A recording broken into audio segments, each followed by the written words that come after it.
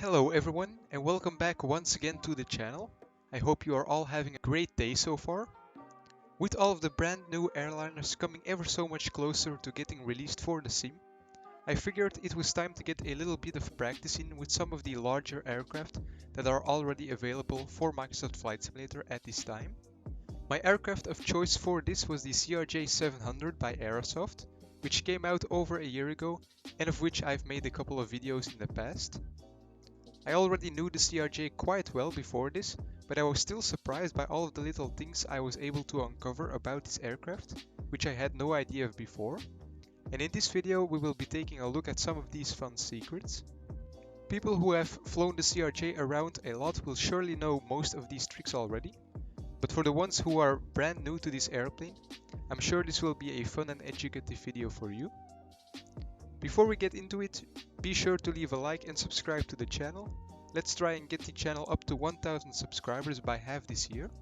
We are getting quite close to it already, and a big shout out to everyone who has already supported the channel. Now without further ado, let's take a look at what the CRJ has in store for us.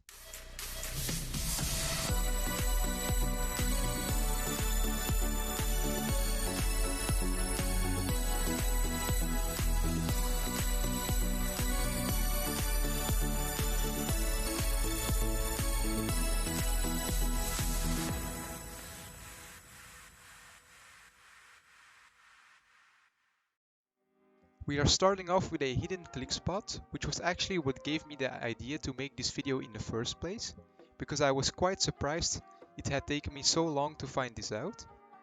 If you take a seat inside the cockpit, you will notice a little placard under the glare shield with all kinds of info about maximum flap and gear speeds and all of that stuff, which to be honest nobody really uses, so I never really paid it much attention until I hovered my mouse above it one time and noticed that the mouse icon changed from the normal triangle to a little pointing hand, indicating that there was some kind of click spot. Naturally, I tried it out to see what it would do, and it turns out this actually lowers your yoke. In Flight Simulator, it isn't very uncommon for the yoke to be in your way and keep you from clicking the right buttons, so practically all aircraft have a click spot on the yoke to make it either disappear or, as in the CRJ's case, lower a little bit out of the way. Apparently the CRJ comes with two click spots to achieve the same purpose. I do prefer the placard one because it's a bit easier to access, and it's quite fun that such an otherwise useless detail in the cockpit has been turned into something with a little bit more practicality. Sticking with the hidden click spots, the next one will probably be very familiar for seasoned CRJ pilots, but if you are new to the aircraft, this might be worth remembering. When taking off, in order to get the flight director to give you the right guidance during takeoff, you have to engage TOGA mode. In real life this can simply be done by pressing the switch on the throttle lever, but in the sim this can often be quite difficult to do with your mouse, so the developers of this Aerosoft CRJ found a solution for this. Instead of adjusting your view in the cockpit, you can simply press the upper left screw on the autopilot control panel, and this activates TOGA mode for you. This is by far the best hidden feature of this aircraft, and one that comes in really handy during every takeoff and go around. Up next is a feature I've already covered in one of my previous CRJ tutorials. I'm talking about the secret VNAV button, which you can enable via the EFB settings tab. This can be quite a nice feature if you're a type of person who prefers to lean back during most of the flight and doesn't want to bother with keeping an eye on altitude restrictions and all of that. By the way, if you don't want to use this feature but don't know how to descend the CRJ, I made a tutorial about this a while back, which you can go check out after this video. A very important thing about Flight Simulator for most people is probably immersion. Most of us want our virtual aircraft to be as close to reality as possible, but sadly there are just some things which still haven't been implemented that are a part of every real-world flight.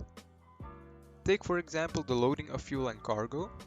In most aircrafts, you can add fuel in your aircraft just by pressing a simple button, and the fuel then magically appears inside the tanks. But the CRJ actually has something to make this feel a little bit more realistic.